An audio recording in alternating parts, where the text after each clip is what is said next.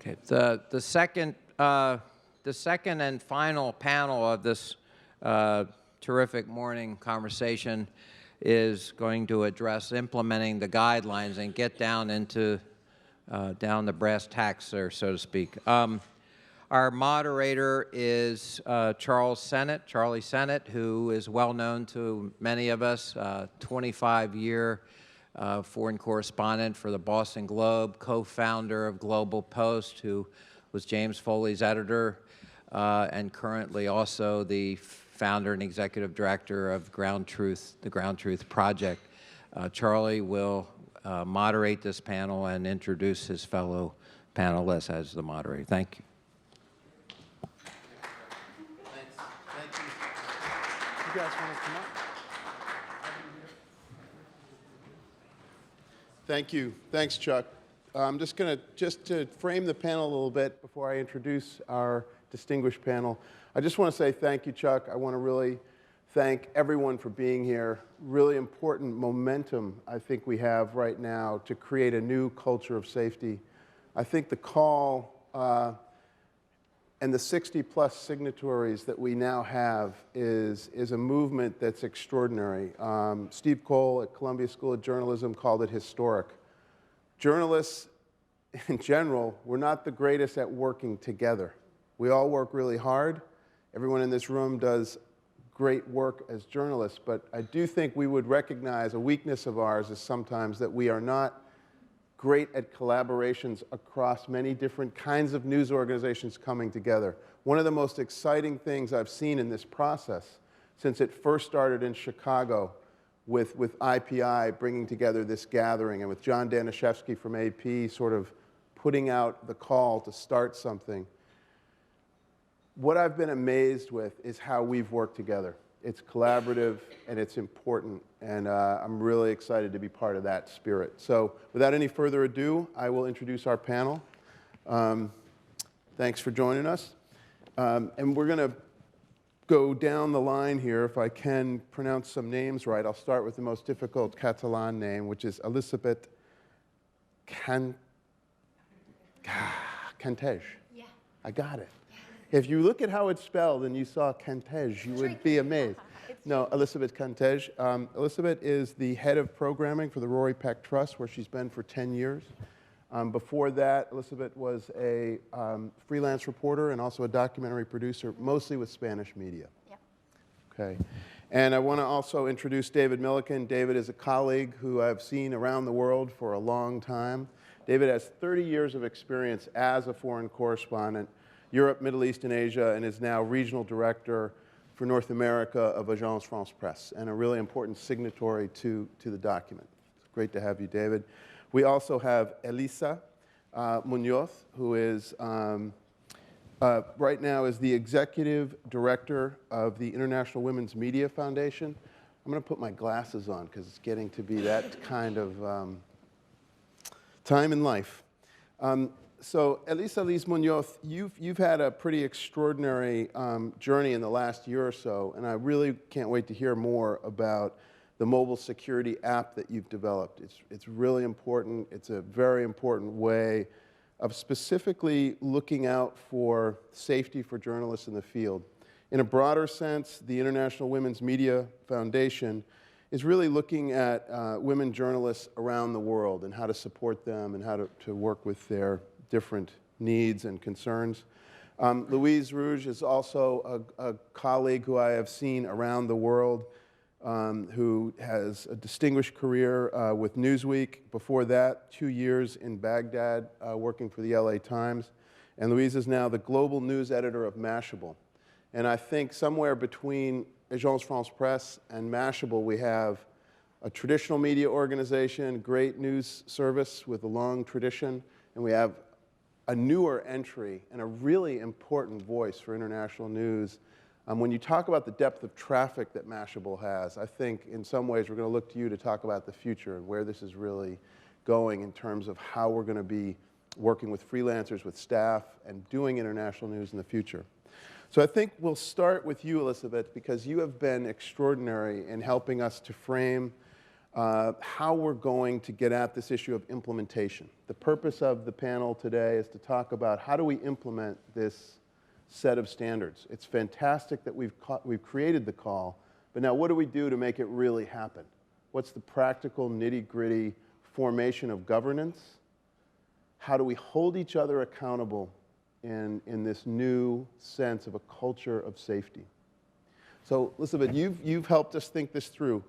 Give us the broad picture of where we begin for shaping the steering committee, as we've discussed, and how we go forward from here in the broad sense of implementation. Right. Well, let me start by saying that what brought us to create the task group was mainly three things, I would say. One is that we can talk about these things forever and nothing would happen. We would be sitting here next year and we would still all agree or disagree and nothing would happen. We also realize that the challenges ahead of us are larger than any individual organization, media organization, NGO, charity, individual freelancers. And also, if we look at the efforts that many of you put into pulling together the call, if there is no continuity, those efforts could be easily wasted. So I think these three reasons is what really brought us together into creating what we call the task group. And this task group is a very funny group. I think somebody said yesterday it's an amorphous group, right? Because, and I think in that amorphous there is the beauty that it brings together media organizations, big, small, medium, freelancers, freelance associations, NGOs, charities, etc. And where we are right now is that we found ourselves that we have these common goals, improving freelance safety in how we can implement the call, etc. But also we realize that we need to organize ourselves. So we're having some talks and meetings privately. Yesterday we had one where we came with the conclusion that we could create a steering committee that could be guiding the group and probably drafting a strategy that it brings in a more concrete way what it is that we want to focus, what are the issues that we want to focus on. I think the previous panel highlight most of them, and how we do it, what's the roadmap and what's the time frame. Tell us a little bit more specifically about that before we move on. I just think it's important to get a sense of the structure and how we're really going to do this. I know we're going to talk about this more internally with the group, but for everyone who is watching and for everyone who has come out, these freelancers, I think they wonder, what is the most important aspect of that steering committee, amorphous as it is right now? How do we think of its role in making sure we live up to these new set of standards? Right. So basically we came up with the idea that we could have around 10 individual organizations that could form this steering committee. Over the next months, the task and the challenge for this steering committee is to draft this strategy, bring it to the larger group, because the fact that we have a steering committee, that doesn't mean that the rest of the group it's left out. It's just we need to be practical in how we push this forward. So we're going to bring it back to the group, and from there the idea is to create working groups. So if we identify 5 priority or 4 priority sort of working lines, it could be from optimizing resources to insurance to pay, whatever we feel that these are the issues we should be focusing on.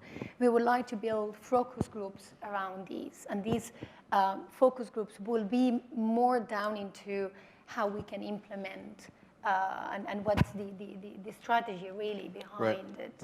And if some people have ideas they want to bring to how we might think that through, can they come to you directly, or what's the best way to communicate with us as a group? I mean that's the beauty of a group, that it's the sum of individuals. So I think it's really anyone could be talking to any member, and that member can bring it to the group. What we've created, the first thing we did was an email group. So everybody can communicate with each other that is part in that group. And that's the first thing you need to do, how you can facilitate communication amongst, the members.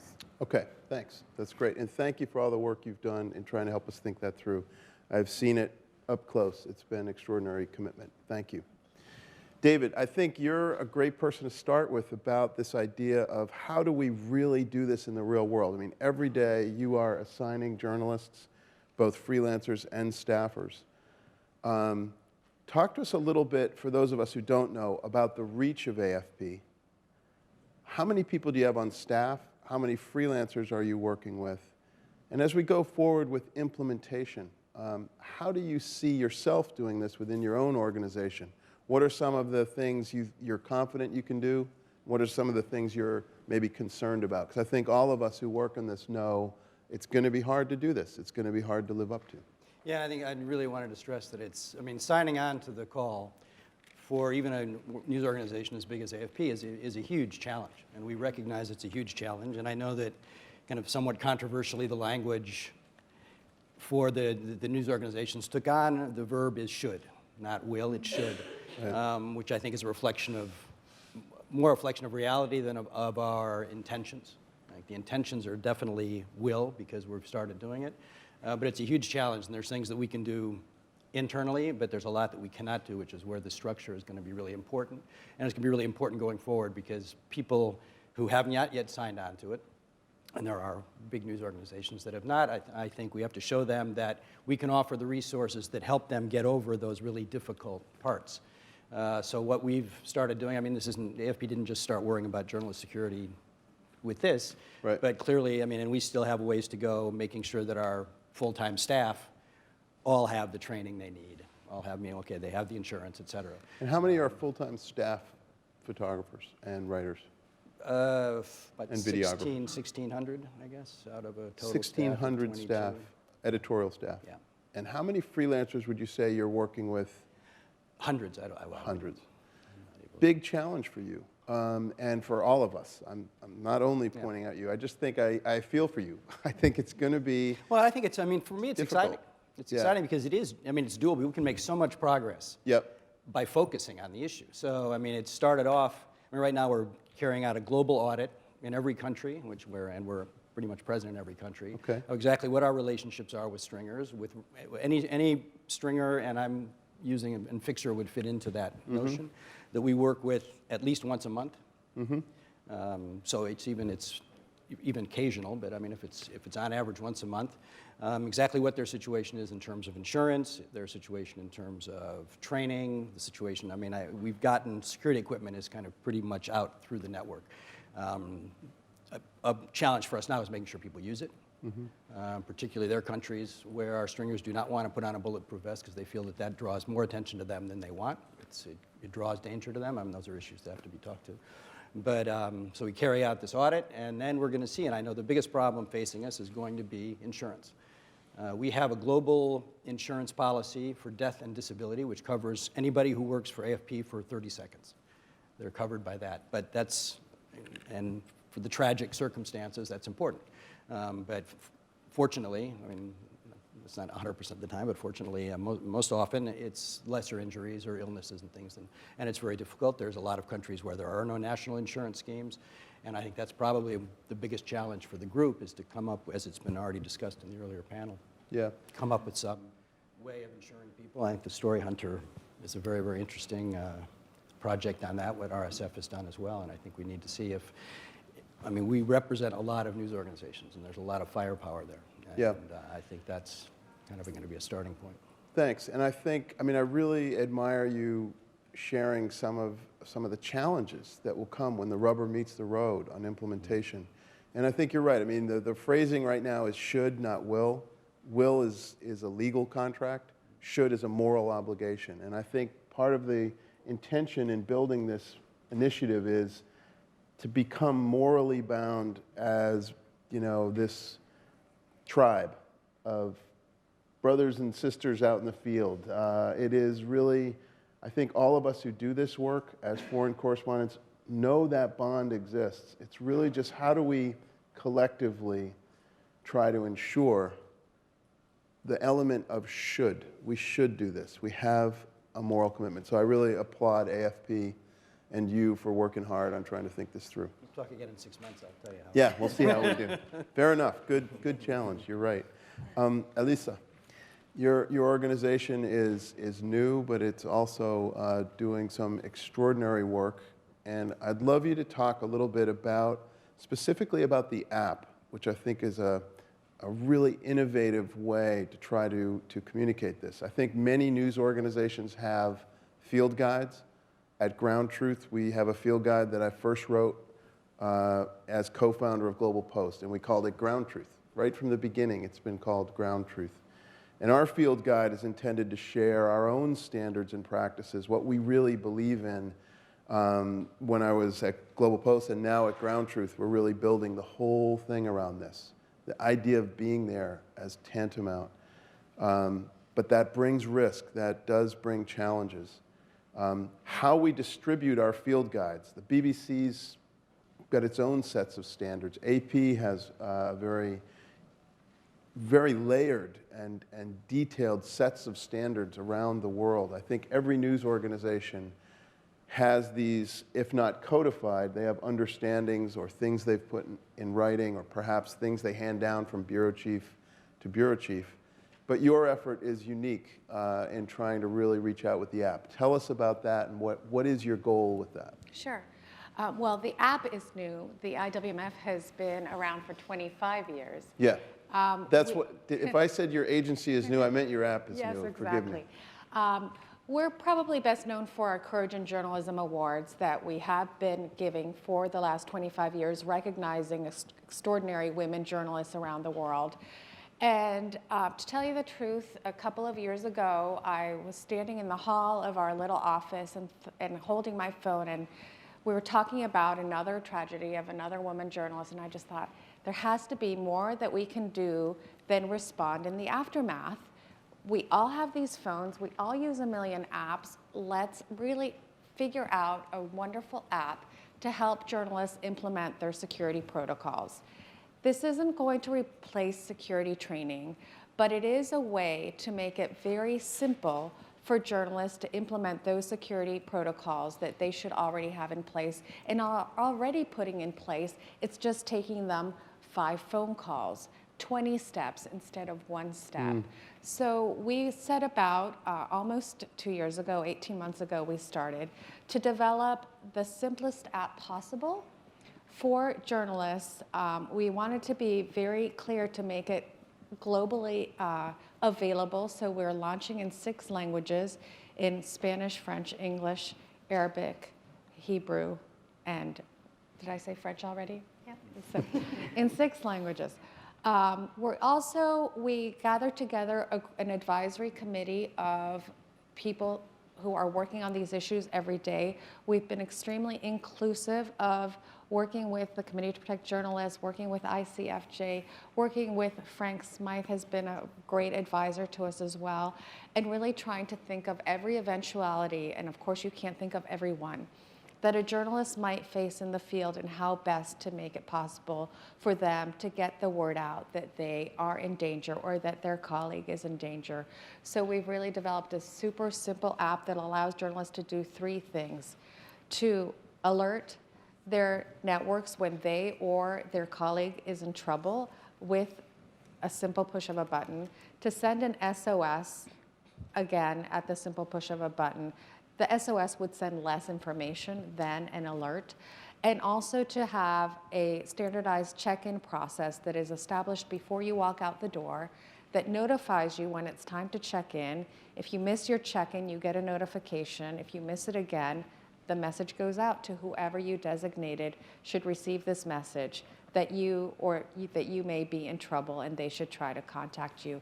We've also made really sure, we've been very careful to make the app as secure as possible itself. So encryption on both ends of the communications. The app shuts down if an SOS is sent. The app shuts down if a check-in is missed. We've tried to think of as many eventualities as we can, while of course keeping in mind that the phone has inherent weaknesses, but I think we're trying to use mobile technology in a way that has to date not been used to actually help journalists stay safe. And we're also working on a back end for media organizations. We're developing a web-based interface so that media organizations can track their employees, can set up accounts for the employees with preloaded contact information. Many of you might be the recipients of these protocols, and you know you're waiting for the phone call, and then you have to make 10 phone calls to other people. Well, this would really simplify that by just allowing the journalists to put security in their own hands. And just one more thing, we really see this as a great benefit to freelancers who, while we're distributing the app, we will also be developing basic training on security protocols and using all of the information that is already out there, which is where the resources are so helpful. We definitely do not want to replicate the wheel. We don't have the resources to replicate the wheel, and nor do we want to. So while this is not a substitute for training, we think that it will go a long way to providing some level of assistance to helping journalists stay safe. And I think that's where we were talking about last night. There is a gradation of training. You know, you can't just say you're going to do the 5-day HEFAT training. That is so expensive. If you can do a little bit of training, it's better than no training, although of course we aspire to providing the HEFAT training to everybody who comes through our programs, and we do in fact do that. And I think that media development organizations also really need to be held to this standard. We are sending individuals out to the field. We're hosting reporting trips. We're providing training on becoming a better journalist, and part of becoming a better journalist should include being a journalist who works more safely. Okay. I want to circle back to the work of the International Women's Media Foundation and ask you specifically about, just as an editor and an entrepreneur, I have seen so many more women doing international reporting in the last 5-6 years. And maybe that's, I mean, there's no planet on which that's not a good thing. But I also am interested in the way it emerges in the context of a rising use of freelancers. And what are the specific issues around women and safety that we should pay attention to? So I'm going to circle back to you on that point as someone who's really been a leader and thinking that through as well. It's pretty alarming, the information that comes our way in the course of developing really close ties with the journalists who we take on our reporting trips. And my colleagues spend 10 days with these journalists. We went to the DRC 4 times last year, and now we're focusing on the Great Lakes region of Africa. So they develop very close relationships with the people who they travel with. And therefore, we're receiving more and more firsthand information about the safety issues that women journalists are facing in the field. And I totally agree. It can certainly be a benefit to be a woman in your reporting, but it's an extremely dangerous environment as well. The need to be in close contact with a source, out of sight from other people, in some countries inherently places the woman in that position at risk. We've heard really shocking statistics about Judith Metloff at Columbia University does a course, and she mentioned last month at a CPJ meeting that a quarter of the women in her course have been raped through the course of their work. We also have heard women come to us and say, you know, in my security kit, in my safety kit, I want to take antiretrovirals and I want to take the morning after pill with the expectation that there is going to be a sexual assault sometime in their reporting. And I think that this is an issue that needs so much more attention. There is a bit of a backlash. People don't want to talk about it for fear that editors are then going to not send the woman into the field.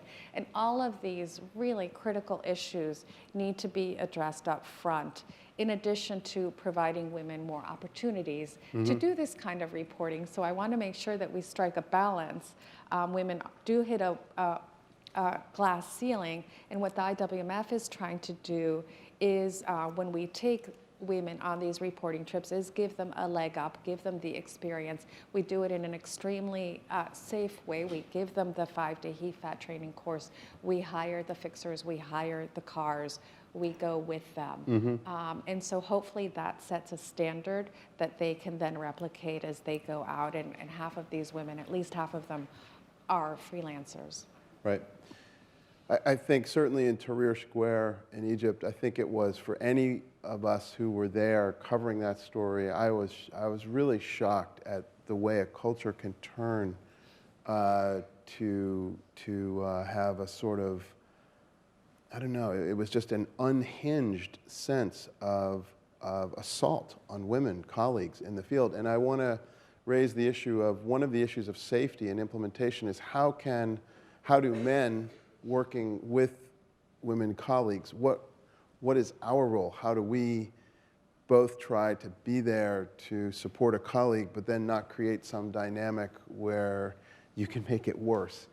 There's a lot of things for implementation's sake of thinking through how men and women work together as colleagues in the field and what roles we play in terms of trying to really help each other stay safe. Yeah, just to add a really important point that I don't want to let slide is that often these sexual assaults are happening by people who they know. It's the fixer, it's the driver, and it's maybe the most popular fixer in their media organization, and then they really hesitate to report it because all the guys go and have beers with this guy. So it's really, maybe a heightened awareness of if you see this fixer or driver becoming too familiar, to really keep it at that, extreme professional level. Unfortunately, somebody can turn dangerous at the turn of a hat. Right. Louise, as someone who has done a lot of work in the field, you've had a career that's put yourself in harm's way a lot, in Baghdad in particular, elsewhere in the world. I just want to ask you to reflect on the trajectory of your career, going from more traditional media, LA Times, Newsweek, now to Mashable. What are the unique challenges that you see for safety in the field, making that transition? And if you want to add something to the conversation about women in particular, some of the challenges around safety. Well, I think, so I was in Baghdad from 2004 to 2007. And so that's roughly 10 years ago. And I think the threat landscape has changed dramatically in the last 10 years. And I also think in Baghdad, the way that we worked there, and in the way that people also worked in Afghanistan, was in very sort of institutionalized, in an institutionalized context. I was there for the LA Times, and we had a bureau with fixers and so on, and very few people operated outside that kind of institution.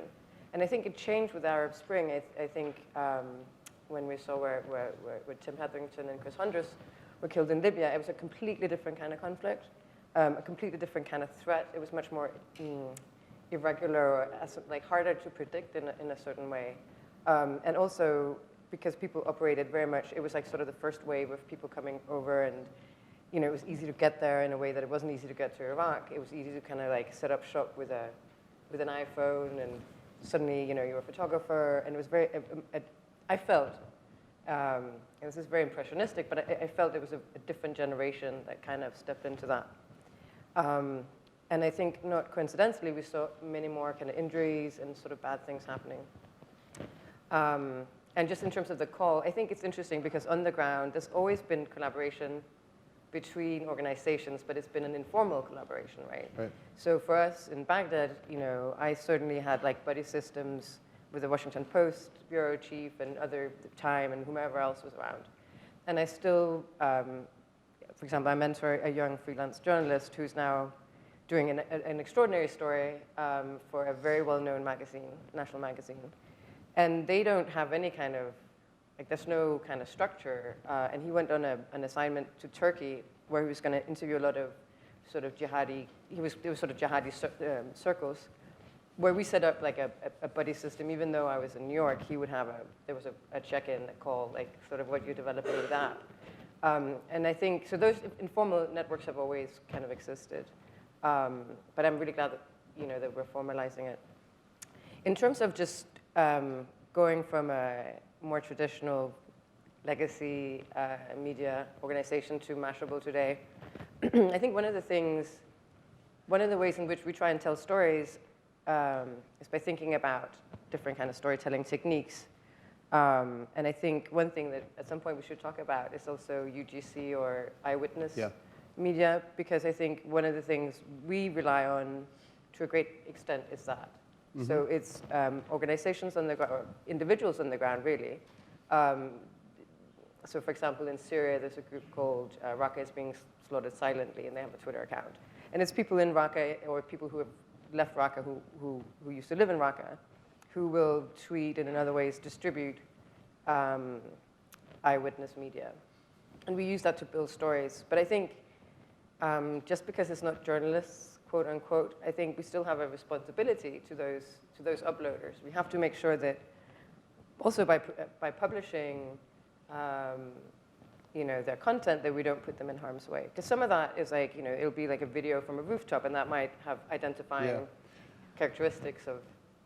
I think this is a really good point to go more deeply into in terms of implementation.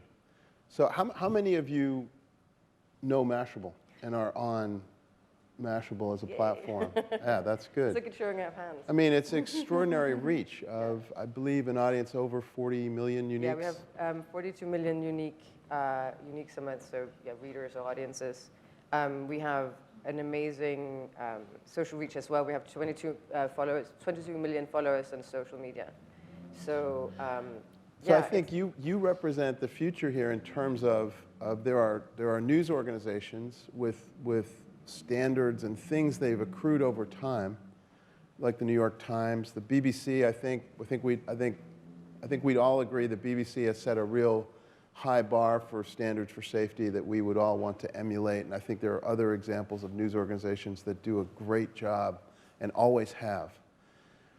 But Mashable and frankly, Global Post and GroundTruth, where I am now, working to create another new organization that can do this. Those of us without that legacy face, I think, unique challenges to implement new ways of thinking about it, as you've pointed out, with UGC or user-generated content.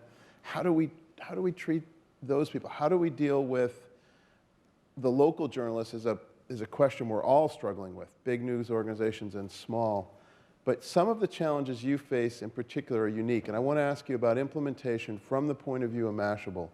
How many freelancers are you working with on a regular basis who you would say might be going into an area that would put them in harm's way, put them in a dangerous situation, not just a war zone, but perhaps covering infectious disease like Ebola, or looking even at a natural disaster? Or what are you dealing with in terms of the numbers, and how are you going to try to really live up to the moral obligation we're all taking on for safety here? So two things. I would say you talk about it in this sort of framing it as a challenge. I would disagree with that. I think, being a younger organization, and we're very nimble and we're a small group, but it's also, my boss is Jim Roberts, who came from the New York Times and from Reuters, and who has a long and deep experience with these issues, as have I, as have others on the staff. And we can start from scratch. We can create best practices from scratch. And I was really happy with the call, because it was a moment for us to kind of really think about, okay, what are we doing? Mm-hmm. What are we going to do going forward? We have about, I would say, half a dozen freelancers that we work with, photographers and writers. But also, again, I don't know that I would send, we're not a wire service. We're not in competition with the wire services or with the New York Times, and we don't need to be inside Syria necessarily. And I would hesitate. I mean, in my previous job at Newsweek, I had a young whippersnapper of a reporter who really was dying to go to Syria. And I said, okay, you can go to the border. You can stay on the border. And the moment you could convince me that there's no other way you can get the stories but by going inside, then we'll do it. But until then, if you cross the border, I'll fire you. You are not going inside. I just couldn't see the upside. And for us at Mashable, we have all these other ways through UGC and so on, to tell the stories that I don't know that we always need to be inside the most hot zones, if you will. But you're right, like there are other stories, like for example, with the migration crisis now in the Mediterranean. This is a staffer we sent, Christopher Miller, who usually is in Ukraine, has done amazing work for us there. But we sent him to Malta to see what he could do, and we had a brief discussion, but it was very brief. Should he get on a boat? If he could get on a migrant's boat, should he do that? But it was a very brief conversation, because it was like, no, it's just too dangerous. And like, I mean, you know, and so, and then we try in other ways. Like there's an American millionaire who's like, you know, he's got some drones that are overflying the area, so maybe we try and get the footage from the drones, or maybe we think about the story in different ways. So I don't think that's a challenge. I think that's an opportunity. Yeah, I mean, you know, I have another really wonderful freelancer, Emily Feldman, and if you don't follow her or follow her work, you should. She's fantastic. She's based in Turkey. And when ISIS overran northern Iraq and took all these Yazidi, they mostly killed the Yazidi men and took the women captive, and then they sold them at these slave markets. Emily was one of the first to kind of get an interview with one of the women who'd been held captive and who had later escaped. And she wrote an amazing story. And I felt very comfortable sending her into northern Iraq. I know the area. I felt like this was not the front lines. But certainly we had a conversation. She got insurance. We made sure that there was a check-in system, like twice a day at least. She was checking in with me and so on. So you just, I mean, it's very kind of common sense things, but you need to think about it. Right. And then the final thing, and I'll stop going on, but this whole idea of the legacy versus digital or the newer players in the field. I mean, look at BuzzFeed, our wonderful competitor. You know, they're doing an amazing job. Miriam Elder, my counterpart there, is fantastic. And really serious about security. They've hired a security, I think they have an in-house security guy who does who develops protocols and so on for people when they go in the field. They just hired a second Middle East guy, Borsu Dargahi from the FT. I mean, they're very serious. They just hired Borsu? Yeah, they did. So that's a good hire. I mean, amazing. And they have Mike Giglio, who's also fantastic. So, you know, some of us are very serious about this space. Thanks for saying that. As someone who, my legacy, as Chuck pointed out, is the Boston Globe for many years, so traditional. Global Post as co-founder, so a new startup. And I just wanted to take a minute, because it's dawned on me that we haven't really articulated what is the ground truth. And I don't want to avoid some of the issues that I'm putting you all on the spot for about implementation, because we struggle with them as well. And I appreciate you pointing out that because you are a newer news organization and much more emerging as a startup or digital, I mean, Mashable's not a startup, but it's been around. But it's definitely got a feel of a new kind of platform for journalism, as does BuzzFeed. We can bring those standards in some ways in a more stealth way because we, as you pointed out, we start from scratch. I just wanted to follow up and say that it was an incredible experience to be a co-founder of Global Post, to really try to build an international news organization with freelance correspondents largely around the world. And from the beginning, my intention there in building the editorial team was to set forth with GroundTruth, the field guide. Chuck said that I was Jim Foley's editor. It was actually our Middle East editor was Peter Gelling, who worked directly with him. My role in the last few years at Global Post has really been to build GroundTruth, and now it is independent and separate, and I just wanted to point that out so you know what GroundTruth is. GroundTruth is a recognition that Global Post is an excellent editorial product with great editorial successes. Everyone on that team at Global Post is proud of what's been done. But it's also a recognition, a sobering one, that the business challenges are extraordinary. They're really hard. No one has cracked the code on how, in the business sense, we're going to come up with revenue streams that will support in-depth international reporting. The kind of reporting I think most of the people in this room really want to do. It's an incredible challenge that big news organizations face and small ones. And as we have heard consistently, it's directly related to safety. We have to have adequate revenue streams in order to be able to sustain reporting at a level at which we can do it properly. GroundTruth is a nonprofit. Global Post was a for-profit. The nonprofit model allows us at GroundTruth to go to foundations, to the Ford Foundation, to the Kaiser Foundation, to the Luce Foundation. And we've found that in that foundation-supported model, we can get deeper resources and a more focused effort that allow us to do that in-depth project reporting that is the mission of the GroundTruth project. The other aspect of the GroundTruth project is we want to train and mentor the next generation and provide support for that generation to do the stories that really matter going forward. And a big part of our mission is safety. How do we do field training that focuses on safety?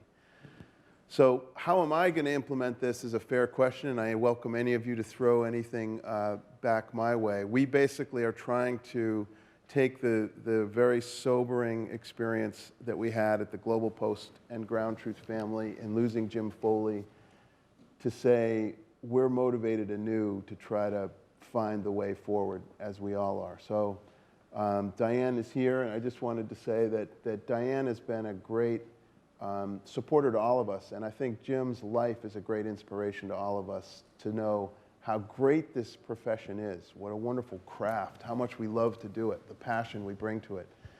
But I think it's also the core of this whole conversation is how are we going to now change the culture? And I still want to drill down to the next level with all of you. And I want to ask you, when we do this, are we right in going at training for the correspondents in the field, or should we be thinking through on a new level how we train editors? Maybe there's a level at which we're not paying attention to the people who may not have your level of experience, Louise. You know how to work with Christopher in the field because you've done the work. I'll throw this open to any of you, and then we'll turn to questions from the audience. But do you think we need to come up with a way to stay focused on making sure that journalists in the field have the support they need, one? And that comes down to resources and, as we've said, often pay. But the second thing is, do we have editors now who really understand the rising peril and the complexity of the lay of the land? David, do you want to take a shot at that, or I welcome any of you? It's baked into the process. I mean, there are no assignment editors at AFP who are in a position to send anyone into a danger zone who has not been taught at great length and been talked to at great length about all these issues. Right. So I'm not sure. I know that came up last night, and then maybe in different kinds of news organizations, it's a different situation. I mean, it's kind of what we do, and we do it on a global scale. So and there are no editors who haven't also been out there in those situations reporting in dangerous areas.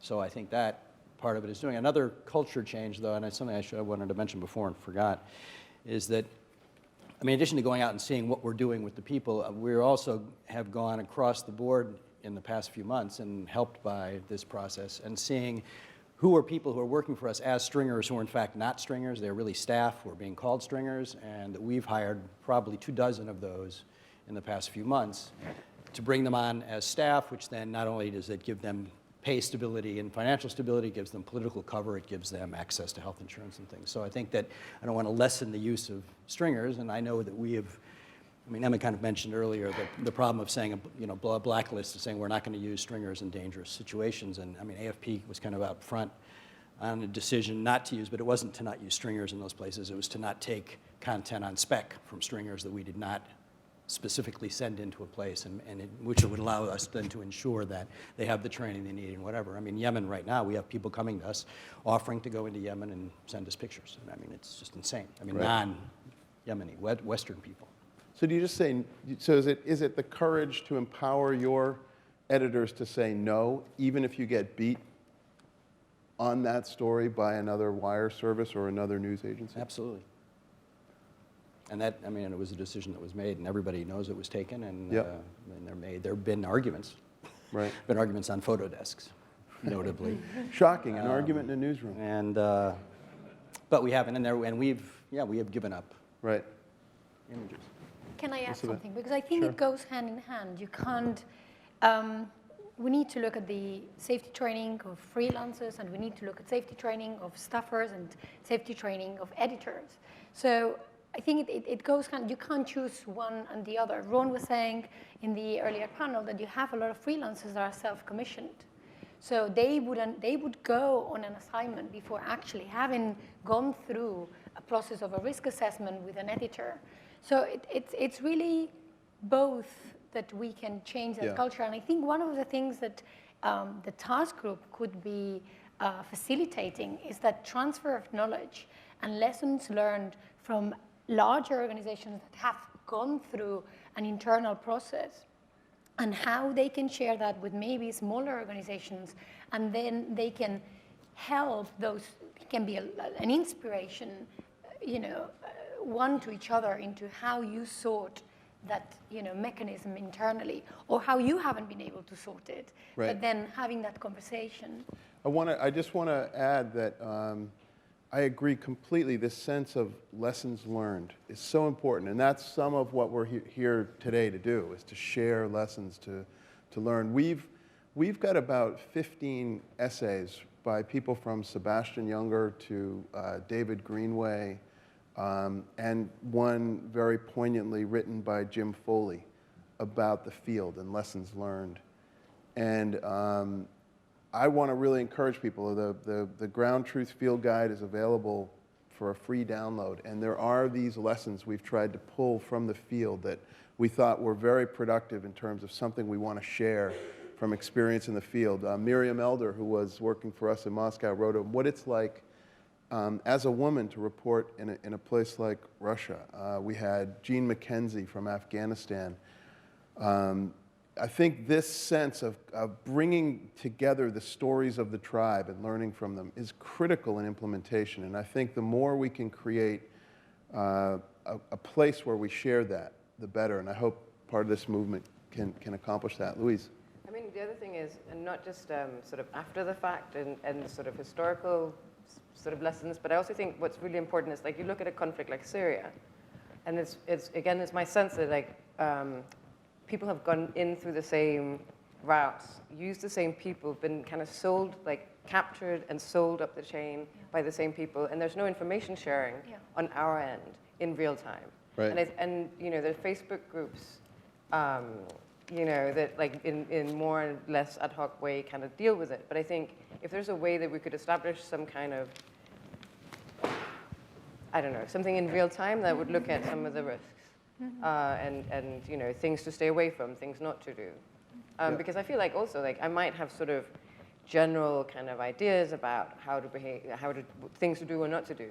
But like when Chris is in Ukraine, well, things shift really quickly, and and it's a completely different threat landscape. So if we can share those lessons in real time, I think that would be helpful. I mean, I think very pointedly that goes right to the moment right now, which is that this discussion around news blackouts and the wisdom of them. When we have blackouts, we don't know the extent of the peril that is out there. And that was certainly in play to some extent in the horrific case of our friend and colleague, Jim Foley, that there wasn't enough knowledge of what was happening in the field because perhaps some of those blackouts. So I want to invite the audience to come forward with questions now, but I'll certainly, Elisa, yes? In terms of knowing what's going on at the moment, that is one thing that we're building into the app, is a data visualization tool that, as more journalists use the app and are reporting incidents in various places, there will be the capacity to be able for the people on the other end, on the web-based platform interface, to see where those threats are building up and be able to report out what's happening. So I think using technology to address these issues is a really important way to proceed. Till, maybe you can share, please come forward with questions. We have a microphone here, and looking forward to questions. But before this panel ends, I want you to really share in a very practical way how people can connect with you, begin to really employ that app and be very practical in a sense of implementation? How do they do that? Yeah, absolutely. So we're going to be spending the month of May and June doing global user testing. So if any organization or individual wants to come to me, we can provide you with a code at the end of later this month to allow you to download the app. We're going to be using a tool that web developers use, app developers use a lot, that will allow you to communicate back to us any comments. And we're hoping to get at the very least 100 users around the world. We're going to go out to our Courage in Journalism Award winners, to our reporting fellows. But if an organization or an individual would like to recommend, a handful of people who would be willing to really be proactive participants in this user testing, it would be really helpful. Great. We have questions here. Emma? Yeah, I'm Emma Daly from Human Rights Watch. So I work at an organization where we have security meetings before any mission that has even the slightest semblance of risk, and where check-ins are standard.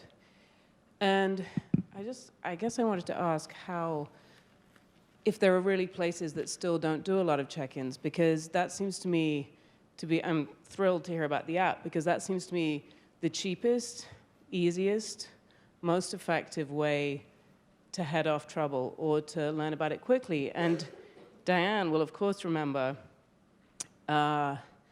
when Jim and the others went missing in Libya. We found out because one of my colleagues who was in the field was told by a driver, some guys got taken. And he actually went around the hotels in Benghazi, I think it was, wasn't it? Mm-hmm. And he finally tracked down who are the journalists who didn't come back to their hotels. And then he went on Facebook, and through Facebook, he contacted the families and, sort of found the editors. I mean, I hope that situation's inconceivable now, but I'm not sure. And so I'm really curious. I don't know if people on the panel will necessarily know, but I'm curious as to how many freelancers are still going out without a system in place for something as basic as that. Mm-hmm. Can I say, we on average, the Rory Peck Trust supports around 120 individual freelance journalists that have been in a crisis per year. So we give individual financial support for journalists who's been injured, whose camera has been smashed, or has been in prison and need legal support, etc. I would say none of them, if I look back into the last year, none of them had done a risk assessment before they were on an assignment. None of them. Many of them do, but the ones that we have to assist, and again, last year I think it was more than 120 grants that we gave. This was the framework. Mm-hmm.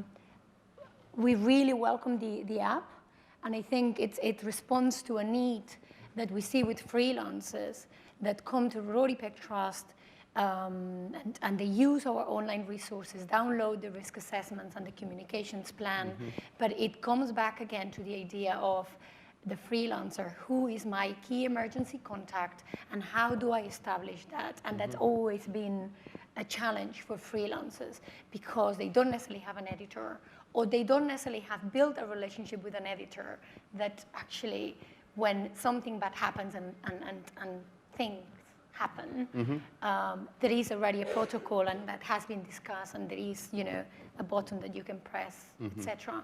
So unfortunately, there is a lot of work to be done. We see it constantly with freelancers that come to us. I had recently a phone call from a freelancer who wanted to go to Syria, and she came to us. She asked us for safety equipment. And the first thing that I asked her is, have you done a risk assessment? How do you know that you need a helmet? How do you know? I ask a series of questions before we can even help you. You need to make that research. You can't really just say, I'm going to Syria, I just need a helmet. Can you help me with a helmet, or body, armor, or whatever? Yeah. And we have these questions quite regularly. So. I think the questions arise in a context in which freelancers are often working for several different news organizations, as was Jim. And then there is the potential for confusion as to who is the one you are directly working for that day, that week, on that. And as someone with some pretty tragic proximity to the experience of how things can break down, I would say this is why I keep throwing out the idea that perhaps what we need is to train the editors. Because if you don't have a really formal policy for risk assessment and for check-in, it breaks down. You know, when we had the field guide at Global Post, we had very clear protocols in place for what to do.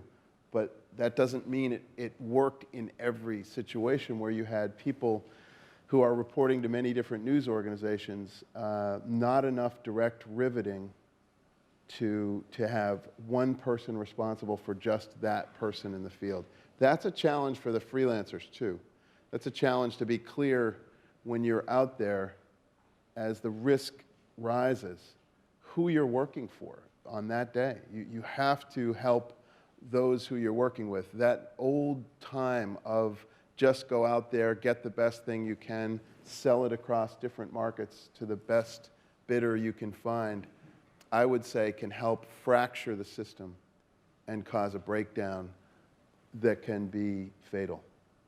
So we need to think it through, I think, from a more middle level of those desks that have assignments and how they're going to respond to it. Now, I speak for the GroundTruth project here, not for Global Post, but I speak from a lot of experience about how everything can break down. It's just too complicated out there. So some of the obligation is going to come from, I would argue, the reporters themselves in the field, making sure they've pushed for that risk assessment. They've pushed for to be sure there's one editor who they're going to be dealing with.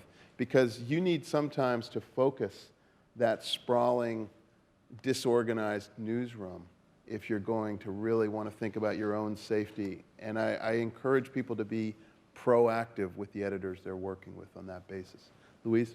I mean, sort of to add on to that, I think when you are a freelancer, and certainly this is something I've experienced in conversations with freelancers, there's this sense like, I don't want to be difficult.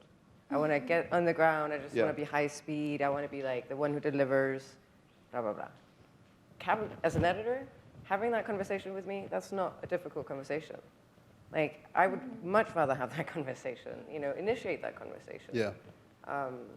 Yeah, so just, you know, don't be shy about it. Don't be shy about, like, talking through those very, very, very important issues. Yeah, I completely agree. I think that proactive sense of, as a freelancer, advocate for yourself. Advocate for yourself in the sense of forcing through some of these shared standards and making sure if there's a news organization you're working with, challenge them. Make sure we are living up to that. And if the editor or the organization don't want to, like, if they don't want to have that conversation, you probably don't want to be working for them. Right, I would agree. Because they're probably not going to have your back. So. I agree. Yes? Could you say, could you just introduce yourself? Sorry. My name is Cheryl Mendez from the Emergency Assistance Program at Freedom House. And I was just going to ask, many times freelancers may travel together if they're in in a conflict zone, if there's civil unrest, et cetera. So also, how do we encourage peer-to-peer these conversations? And also, for example, if somebody's on with a media organization, but that might be an opportunity to say, but in the car there are 2 of us or 3 of us, but how do we encourage that as well? So it's at all different levels. Yeah. I think that peer-to-peer conversation is crucial, but I also think as an editor, I just went to Afghanistan with our team that's been doing a big project there. Earlier, I went to Iraq. I think getting the editors, if a news organization can afford it, I mean, big ones like AP, the New York Times, do this regularly, but even the smaller ones, Mashable, GroundTruth, get the editors out in the field with the correspondents so they see, 1, how incredibly hard life is, and to do the work, deliver on time, check in, even when you're exhausted at the end of a long day and the Skype connections aren't working. It's not good enough. You've got to get online or find a way to keep doing that. And I think in my own narrow experience, putting the editors in the field as peers, as colleagues, forcing them to see that is a critical part of learning how we're going to establish a new culture of safety. Anything to add, you guys, on that? David? No? I agree. Just add to that. Any other questions here? Yeah, Frank. Frank Smythe, Global Journalist Security. I wanted to make 2 quick points. One on sexual assault.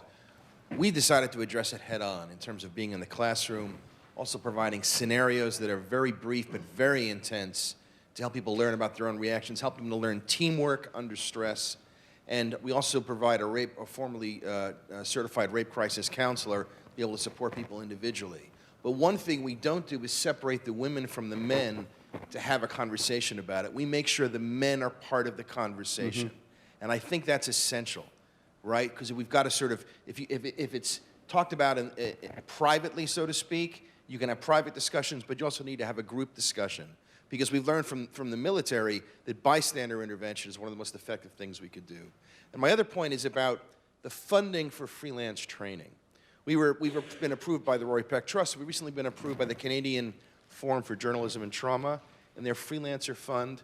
There's no US-based entity like there is with the Rory Peck in London and with the Canadian Forum, which is open to Canadian journalists, very broadly defined. There's no US-based entity that just exists to receive funding to provide hostile environment training for freelancers, and where freelancers can go to apply just for training, funding for or subsidies for training, as opposed to the Pulitzer Center where they're applying for a whole reporting project.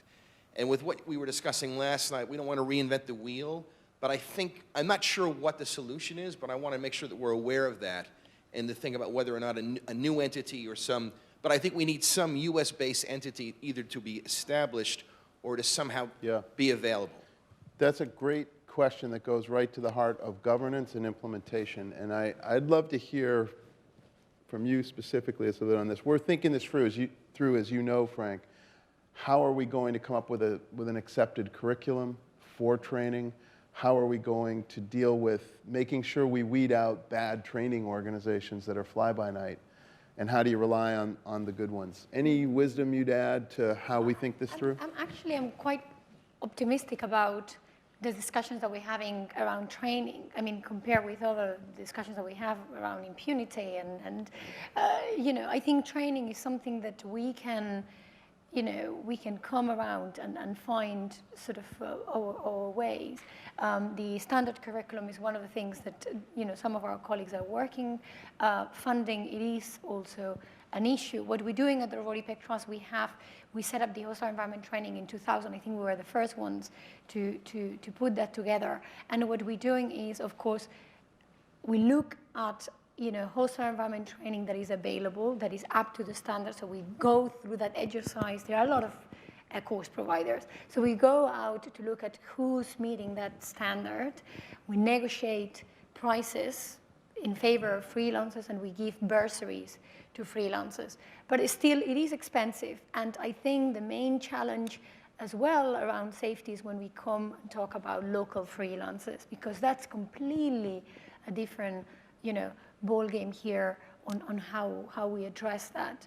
But if anything, I think that there will be, hopefully, I think there will be a working group that will be focusing on training. And I'm actually very, very optimistic about how far that group could go.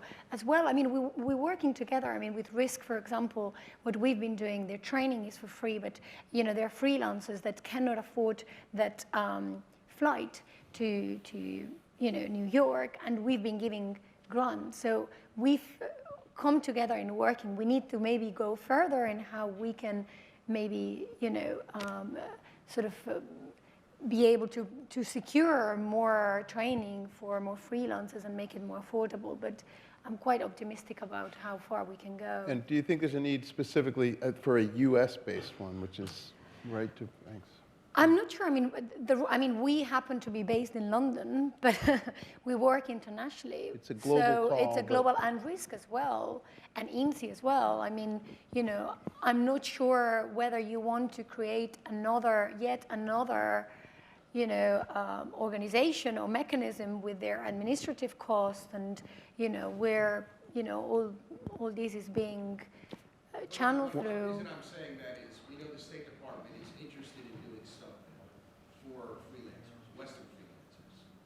And whether or not, there's a debate whether or not we would want to accept government money for training freelancers. I know we wouldn't want it for any reporting guidance, but for training, it seems at least something we could discuss.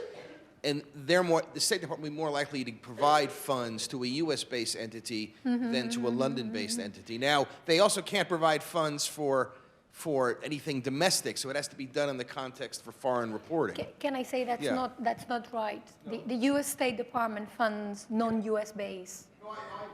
No, I'm just, they do, but I'm wondering if they're a U.S.-based, if it would be more likely to get funding, which may or may not be the case. I'm going to say, I think that the question around the State Department funding is a profound one, and this is an audience of journalists, and I think all of us know when you hear that, your skin starts to crawl. Not that we don't love this, the work that many, particularly Douglas Franz, have done. Doug is a colleague, as a journalist, and now at the State Department, and I think the work he did to help convene some of us in a crisis was much appreciated. I never want to overlook that.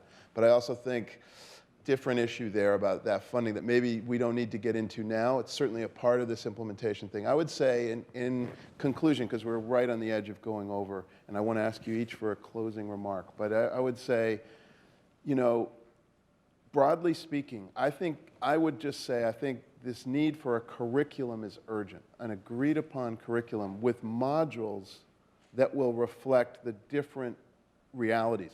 Mexico is completely different than Baghdad.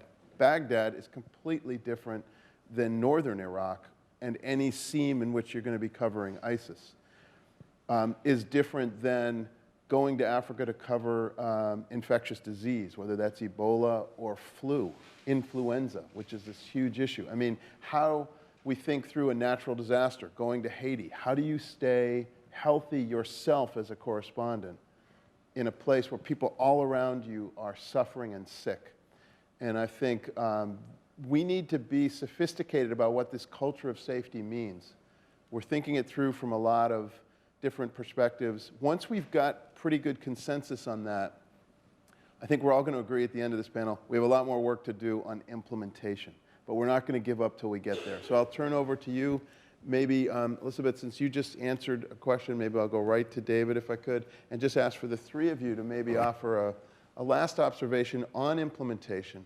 What are the things we need to most focus on? Maybe keep it to just 30 seconds each.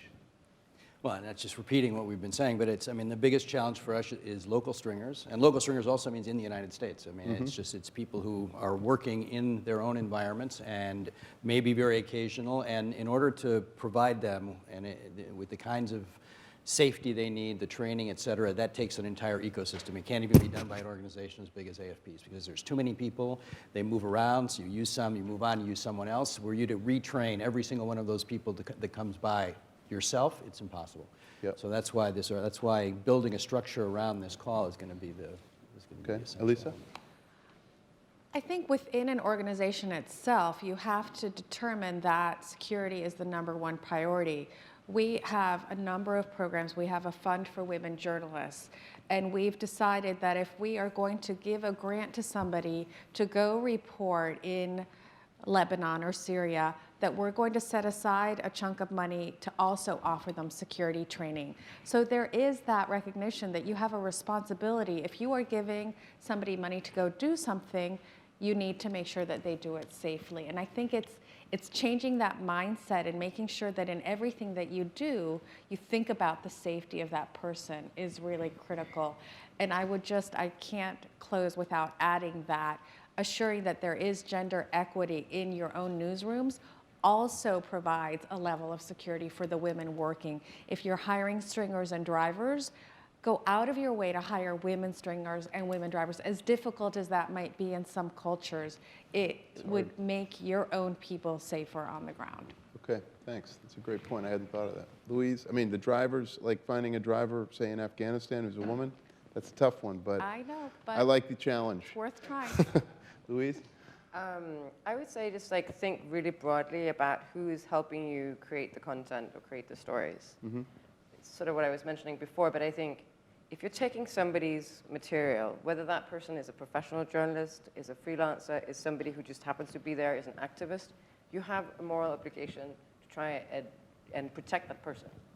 And so I just say, like, we shouldn't just be thinking about our own tribe. We should be thinking about people who are on the ground, who are the closest often to the conflict. And we just make sure that, you know, think about when you use their content, ways in which that they can become, you know, come in peril. Okay. Well, Elisabet and David and Elisa and Louise, I want to thank you. This has been outstanding. Thank you very much.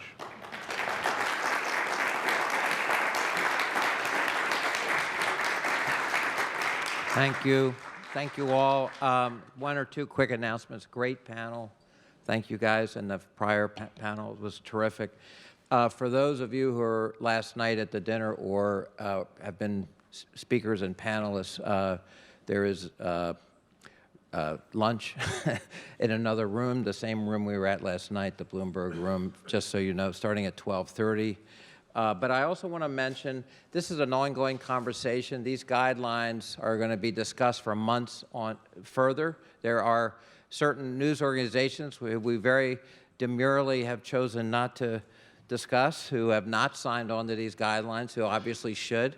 And also there's a public conversation about standards in this overall general area. So you should be aware that World Press Freedom Day is May 3rd. There will be discussions of this nature in Riga, Latvia. Separately, I just want to thank once again Charlie and David, our great moderators, Committee to Protect Journalists, Rob Mahoney, and I want to especially also thank the National Press Club, Journalism Institute, Barbara Cochran, and Julie Hsu for magnificent hospitality here, and my own group of folks, Gemma's Jedis from American University, who have done a lot of this work with the setup and the outreach, and Lynn Perry, managing editor of the workshop also. So thank you all so much, and to be continued.